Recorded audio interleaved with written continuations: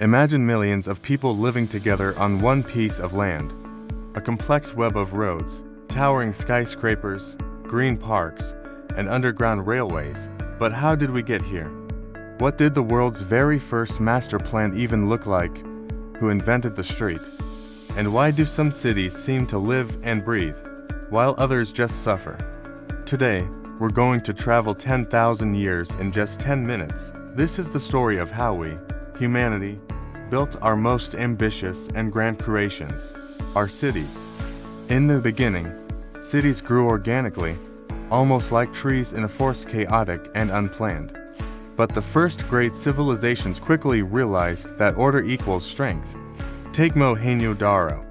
4,500 years ago in the Indus Valley, they already had straight streets and, believe it or not, a functioning sewer system. The ancient Greeks, led by thinkers like Hippodamus, saw the city as a machine that needed to run smoothly and efficiently. They essentially invented the grid plan, a rectangular system of blocks. This was a revolution. The city was no longer just grown. It was being designed, drawn on paper before a single stone was laid. The Roman Empire took this even further. They added incredible infrastructure like aqueducts to bring fresh water from miles away, grand public squares called forums, and even multi-story apartment buildings, or insulae. Of course, with these came the age-old urban problems of overcrowding and the constant threat of fire. After the fall of Rome, a new architect took over urban design: fear. The primary function of a city became security. It was a fortress. At its heart, you'd find the ruler's castle or a towering cathedral, symbols of power and faith. The streets became narrow, winding labyrinths, often following the curved lines of the defensive walls. There was no room for a grand master plan. The main goal was simply to survive. But even in this era, the engine of urbanization was starting to roar to life: trade. Market squares began popping up at major crossroads, and cities started to expand around them. This was a city as a living organism, with the marketplace as its beating heart. The Renaissance brought back the dream of the ideal, perfectly planned city. But the real revolution wasn't driven by architects, it was driven by politics. The absolute power of kings demanded a grand stage to display their might. This led to the creation of magnificent palace cities like Versailles, designed to awe and inspire obedience.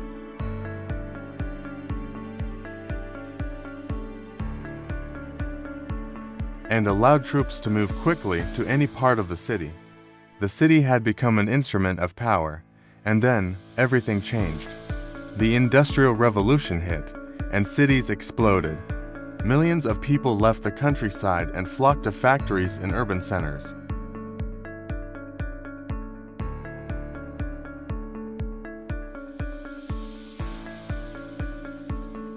But for the people living there, it was often a disaster.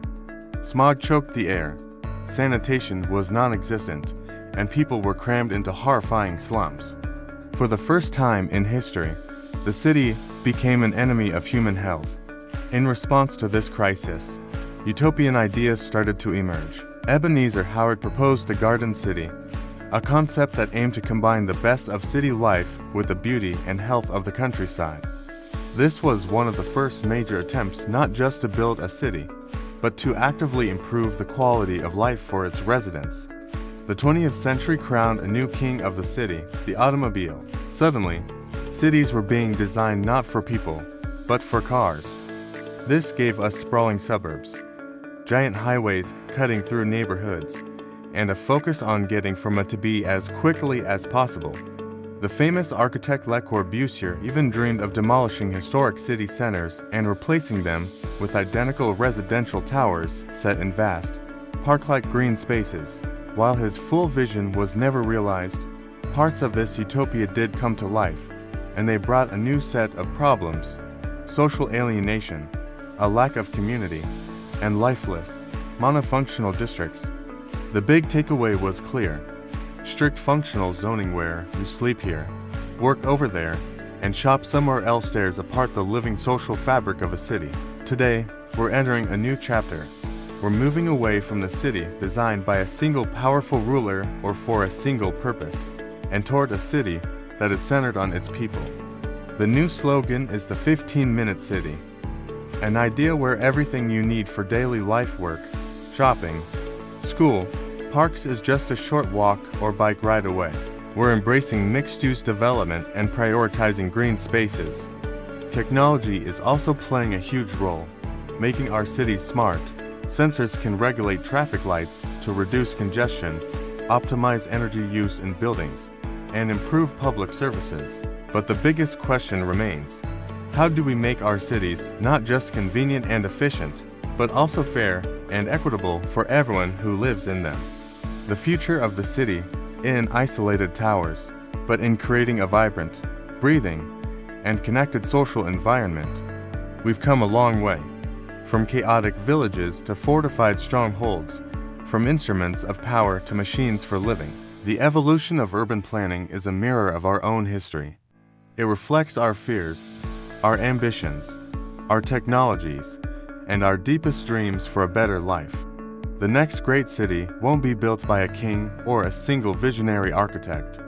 It will be built by all of us, because in the end, the city is us.